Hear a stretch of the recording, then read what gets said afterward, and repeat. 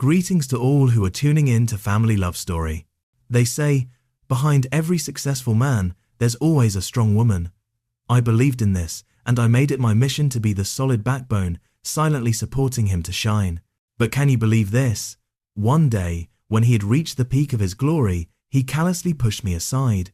He took his whole family and his lover on a luxurious vacation in one of the best resorts in Cancun. Meanwhile, I, the wife who had given him everything, was ordered to stay at home like a servant. When I heard those words come out of the mouth of the man I once adored, my ears went numb and my world crumbled. But little did he know, the stunned silence I had that day was only the calm before the storm, a storm I would personally create to wipe out everything he had. My name is Emily, and I'm 35 years old. For the last 10 years, my world had revolved around a man named David, my husband.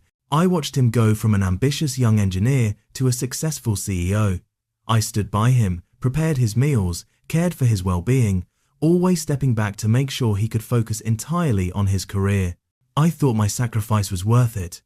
That night, I had prepared a grand meal for him. David had just signed a major contract, an important milestone in his career. I was genuinely happy for him, the joy of a wife, seeing her husband succeed. When he walked into the house with a wide smile, his face beaming with self-satisfaction, I thought to myself, this is going to be a night to remember. My mother-in-law, Nancy, was beaming with pride. She kept serving David his food, praising him non-stop. You're the smartest, most talented son in the world. I'm so proud of you. After a few glasses of wine, David put down his chopsticks, looked at me and his mother, then solemnly announced in the tone of one who is granting a favor. I have a surprise gift for the family. To celebrate this success, I've booked a week-long trip to Cancun. Flights in first class, 5-star accommodation, everything is set so the family can relax and enjoy the rewards of all the hard work we've put in. My heart skipped a beat. Cancun? The dream vacation I had always wanted to take with him. For years, we never had a proper vacation. He always said he was too busy, always promised that we would travel once his career was more stable. And now, perhaps that time had come. My mother-in-law's eyes were sparkling, and she grinned from ear to ear. Oh, really? My son is so thoughtful. Thank you so much. I smiled too, a happy smile, eagerly waiting for what was to come. I began picturing the whole family walking along the sandy beach at sunset, but then David said something that froze the smile on my face. He turned to his mother, saying, "You should start packing, Mom. This will be a vacation to remember for both of us. Just us." My heart sank. What was he talking about? I quickly gathered my composure and asked in a trembling voice, "What about me? Am I not going?" David looked at me, and the smile on his face disappeared. Instead, his expression changed to one of annoyance, as though my question was the biggest inconvenience. He waved his hand dismissively and spoke in a tone I had never heard before, cold and stern. "You stay home. I need someone to look after the house and take care of things for me and Mom." My hand started to buzz, and my whole body froze.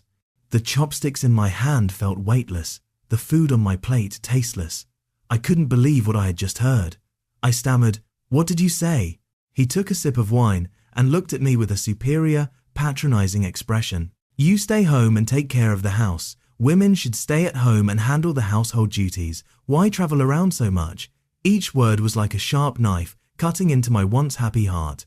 Stay at home? I had been staying at home for 10 years, and this is what I got? I wasn't even considered part of the family anymore, wasn't entitled to enjoy the rewards of his success.